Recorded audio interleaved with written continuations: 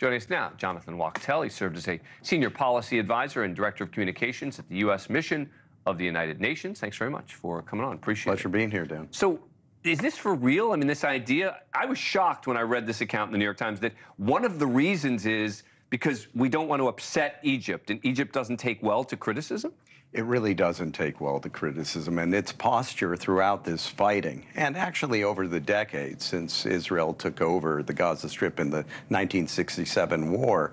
Don't forget that Egypt controlled Gaza. That was their mandate. They looked after Gaza, and essentially all eyes were on Egypt in terms of caregiving for Gaza. But since Israel took it over, essentially Egypt and the population there, the Arab street there, has been very supportive of the Palestinian cause and will do everything in their national interest, I'm talking about Egypt here, to not rock the boat and to try to place blame on Israel for the crisis. I mean, again, this is again from the Times article. Times is no conservative bastion. It says that Egypt has blocked aid to protest Israel's military operations. They've blocked aid to protest Israel's military operations when I thought this was all supposed to be about the civilians.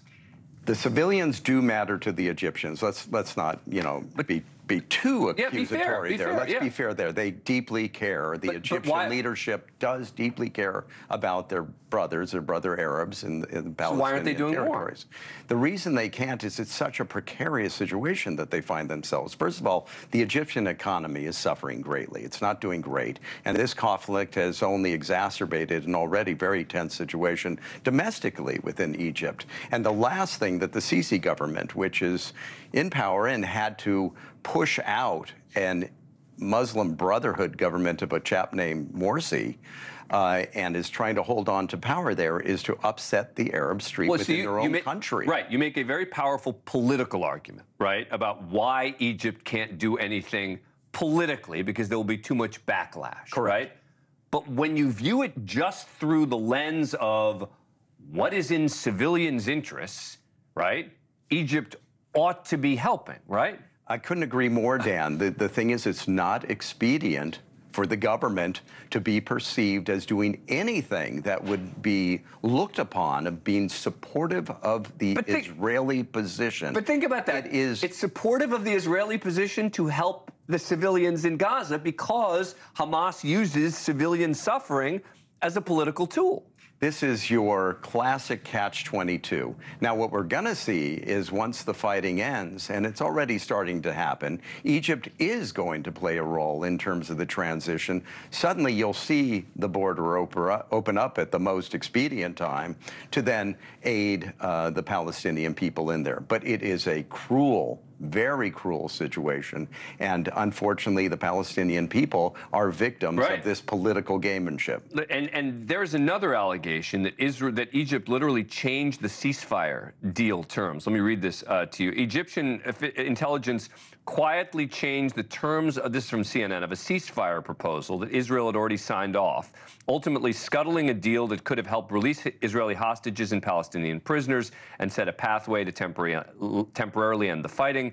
The agreement that Hamas ended up announcing on May 6th was not what the Qataris or the Americans believed had been submitted to Hamas.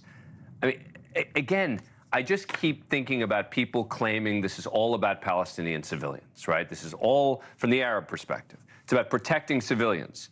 And not only is Egypt not providing the assistance for political reasons, as you've explained, but it also appears that they're changing the ceasefire deals terms. Yeah, it's in Egypt's best interest to rapidly put an end to this war, to try to negotiate an end to this war, because they, every day, run the risk, something that they are concerned of, given the history of the region, of Palestinian refugees flowing into the Sinai. They don't want them. And they're terrified by Hamas and Islamists getting into the Sinai because they had to fight back at an insurrection in the Sinai that cost a lot of lives.